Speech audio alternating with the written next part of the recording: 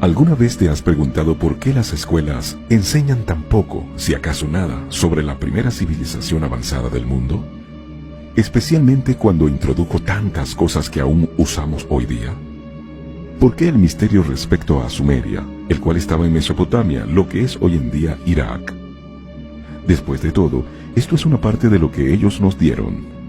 El calendario moderno basado en los ciclos lunares. El sistema de conteo 6020 usado en la geometría para medir el tiempo, la rueda, el arado, sistemas de riego, como los diques y los canales, veleros. Ellos incluso hablaron el primer idioma conocido y aún más importante, ellos dejaron evidencia de la primera escritura grabada. Esas son muchas contribuciones de inteligencia para la humanidad. Entonces, ¿por qué no hablamos más acerca de esta civilización claramente avanzada e influyente? Bueno, conecta los puntos y descubrirás por qué la omisión puede ser deliberada. Los sumerios eran precisos al crear tantos sistemas avanzados. Aún así, nosotros descartamos su historia del hombre como una mera mitología. ¿Y por qué? Bueno, si le damos la misma credibilidad a sus historias escritas, así como se la hemos dado a sus invenciones, estaríamos enseñando una versión completamente diferente de nuestros orígenes, y estaríamos pensando mucho más cerca de lo que nuestro futuro podría contener. Así que dejemos que los arqueólogos continúen debatiendo la historia y la evolución del hombre. Si vas a la fuente, esto es lo que la primera civilización en registrar la historia reveló acerca de nuestro pasado. En 1849, un arqueólogo británico descubrió 14 tablas en Sumeria. Hoy, estas son las escrituras más antiguas jamás conocidas y se remontan al siglo 24 a.C.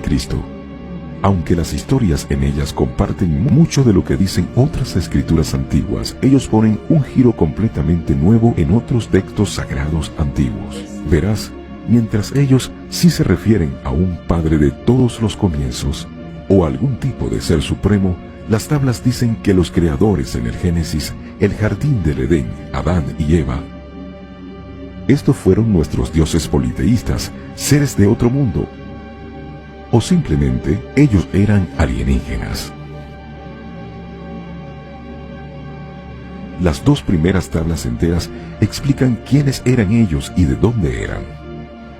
La tercera tabla habla sobre los 6 días de la creación, o el establecimiento de la tierra. Luego, explica cómo la raza humana fue genéticamente manipulada por estos seres y que no evolucionaron al azar. Incluso la tecnología que los sumerios nos dieron vino de estos seres. De acuerdo a las tablas sumerias, hace 445.000 años, los dioses creadores, como ellos los llamaban, vinieron a la tierra. Los únicos habitantes en la tierra eran animales salvajes sin domesticar y los antiguos ancestros del hombre. Estos seres fueron llamados los Anunnaki, lo que significa aquellos que del cielo a la tierra vinieron. Los Anunnaki habitaron un distante planeta orbitante, llamado Nibiru, el cual entraba en nuestro sistema solar cada 3.600 años. Ellos describieron que Nibiru era tan grande como el diámetro de la Tierra y abundante en óxido de hierro, haciendo que sus ríos y lagos lucieran rojos. Ahora, una nota adicional sobre Nibiru. De acuerdo a las tablas, la atmósfera de Nibiru comenzó a deteriorarse y se convirtió en un lugar hostil para la vida, y para restaurarlo necesitaban un importante elemento para su atmósfera: oro.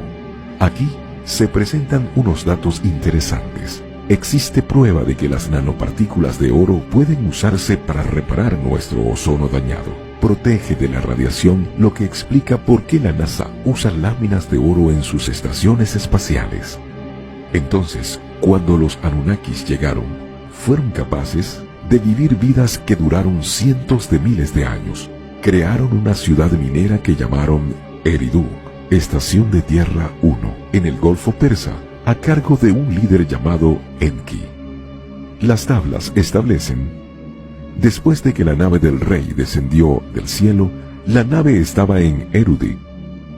Estos visitantes no estaban solos, trajeron otra raza, se llamaban los Igigi, y trabajaban como sus esclavos. Los Igigi eran considerados como inferiores, Ellos servían extrayendo el oro. Al crecer la civilización, los Igigi soportaban trabajo pesado. Y estas historias coinciden con las tablas babilónicas del siglo XVIII a.C. Cuando los dioses como los hombres soportaban el trabajo, llevaban la carga. La carga de los dioses era grande, el trabajo penoso, la dificultad excesiva. Los grandes Anunnaki hicieron que los Igigi llevaran a cabo el trabajo.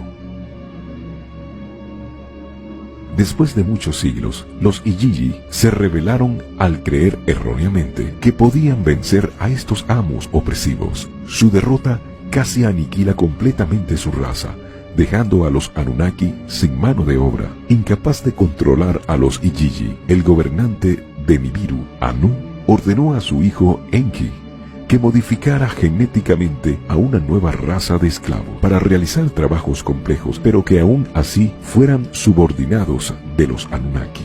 Enki finalmente cumplió exitosamente su meta, y el resultado entre los cavernícolas de la Tierra, Homo erectus, y los propios Anunnaki. A este híbrido lo llamamos Homo sapiens. Las tablas llamaron al primer hombre el Adamu. En hebreo, Adán significa hombre. Los Anunnaki, de quienes sabemos vivieron muchos siglos, eran gigantes comparados con los Homo sapiens. Ahora, como su principal propósito en la vida era servir a los Anunnaki, los Homo sapiens fueron a cambio de ello educados en habilidades sociales, en asuntos académicos y tecnología. Todo esto está bastante aclarado en las tablas. Los nuevos esclavos humanos eran estériles, pero como demanda para el aumento de la mano de obra, ellos fueron nuevamente modificados para que pudieran reproducirse. Esto conllevó a una sobrepoblación, así que luego muchos humanos fueron desterrados de la seguridad de sus ciudades, dando lugar a la historia del Jardín del Edén y la historia de su destierro del paraíso por procrear. Mientras que los humanos evolucionaron para ser más inteligentes, algunos líderes Anunnaki procrearon con estos humanos. Los hijos que resultaron de estas uniones prohibidas entre razas fueron llamados Nefilim, o gigantes de antaño. Las tablas dicen que estas costumbres enfurecieron a Enlil, el líder Anunnaki de ese entonces, quien además era el hermano de Enki.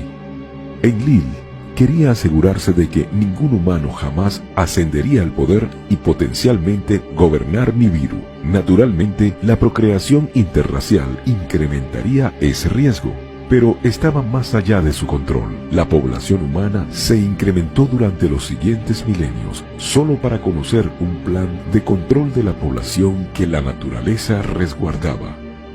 Durante uno de los ciclos de los 3600 años, la órbita de Nibiru creó estragos en el Sol y en la Tierra. Aunque se indica que Nibiru usualmente pasa sin causar daño, las tablas describen un evento cataclísmico que ocurrió cuando Nibiru se acercó a la Tierra. Dice, al principio, manchas negras aparecieron en la superficie del Sol, el campo magnético de la Tierra se debilitó, la temperatura subió y las capas de hielo comenzaron a derretirse. A este evento lo llamamos el diluvio o la gran inundación. De acuerdo a las tablas, Enlil vio la catástrofe que se aproximaba como una oportunidad para librar al planeta de los humanos que él consideraba indignos. Él regresó a Nibiru, pero muchos Anunnaki decidieron quedarse y presenciar la inundación y destrucción del planeta desde sus botes celestiales que circulaban la Tierra. En este punto, grandes sabanas de hielo del Polo Sur colisionaron y cayeron al océano. Esto hubiera creado tsunamis en todas partes, dirigiéndose al norte, a las minas de oro, en el sureste de África. La marea continuó hacia el norte hasta que llegó y sumergió la ciudad de Edén, uno de los primeros establecimientos de los Anunnaki en la Tierra, ahora sumergido en algún lugar al fondo de lo que hoy en día es el Golfo Perso. Al presenciar el cataclismo, Enki, quien sentía simpatía hacia sus creaciones, ordenó a sus elegidos a construir botes. Entre estos pocos humanos se encontraba Ziusudra, a quien conocemos como Noé y su familia. Una gran tormenta con fuertes lluvias comenzó. La marea siguió arrasando la tierra durante 7 días hasta que finalmente se detuvo. Pero las fuertes lluvias siguieron durante 40 días y noches. La historia del diluvio está registrada en casi todas las civilizaciones de nuestro planeta. Luego del diluvio, la reconstrucción de un nuevo puerto espacial comenzó. Los textos describen cómo los Anunnaki hicieron sus edificaciones. Cuando los Anunnaki finalmente dejaron la Tierra, su influencia llegó a cada rincón del mundo, desde Mesopotamia hasta la India, hasta Suramérica. Antes de irse, obsequiaron a la humanidad la civilización sumeria, el cual estaba inexplicablemente avanzado para su época.